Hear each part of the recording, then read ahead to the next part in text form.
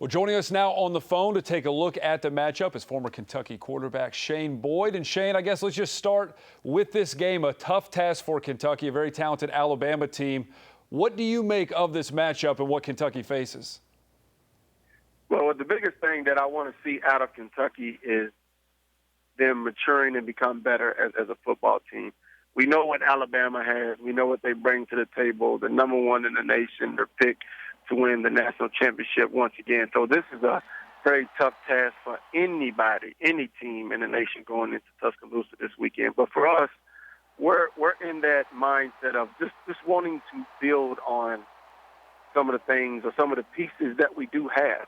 So we want to go in there, compete, and play some solid, fundamental football. Now, of course, we would love to win and would love an upset, but that shouldn't be our focus right now. Our focus is to be able to play some very good football against a great team and to build confidence to our players, to our fans, to our entire support system that we are headed in the right direction. Because with the starting off as slow as we did the first game of the season, that hit us pretty tough. So this could be a game that could get us right back on that track. What's the feeling like in a locker room when you're going against, when you were at Kentucky, you played a lot of these teams that were really good, sort of like Alabama is, in the locker room leading up to it, because it is a huge opportunity, but everyone's telling you can't win the game. You're not good enough to go in and win the game. What's it like for the players as you lead up to a game like this? Well, I mean, personally, I knew what I signed up for. I signed up for these kind of games. I signed up to try and be part of a staff, of a team that does something special, like beat a number one LSU or beat a number one Alabama or a number one Florida. That's what you come to the SEC for, to play against this kind of competition week in, week out, but be able to build up a core group of guys that can lead us to a victory against a team like this. So I would hope that this bunch and Stoops gets them mentally ready. I feel it's more mental than physical right now. I believe we have the horses, we have some talent, but mentally we have to stay more focused and be able to compete at a higher level. And that's something that I hope that he would stress to them.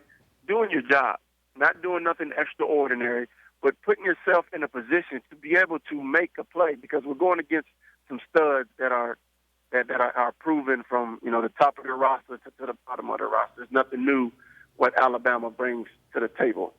But, just the cliche that they put on their pants and their cleats and their helmet just like we do, but they have to go out and execute as well. So it could be one of those games where, if they happen to be overlooking us in any way, shape, or form, it could be a time where we strike or have it competitive is really what I want to see. I want our kids to compete, not give up, and play with that same energy that they just played with in the South Carolina game, but against Alabama.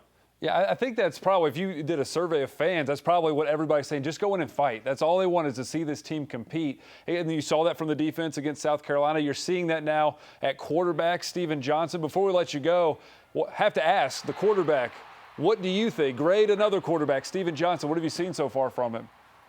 I've seen a lot of great things. I mean, you look at a guy who's very athletic, a guy who brings a different greatness to the offense, a guy that can move the pocket, can elude, and that's just another way of getting our running game going. And in any team that's successful, you got to have some type of running game. You just have to. So when you establish a running game, now that opens up the passing game. What you see in him is some quote-unquote rookie mistakes, in that this will be his second official or third official start. But he has a lot of learning to do. And you saw him make some good passes last game. You saw him stick in the pocket last game, and he's continuing to grow. Now, he's going to have to take a huge step this week, but that's fine. I remember the second game that I ever started at Kentucky was against number 1 or number 2 at that point, Florida, where they had big Alex Brown and they had some studs. All first rounders, all in the defense.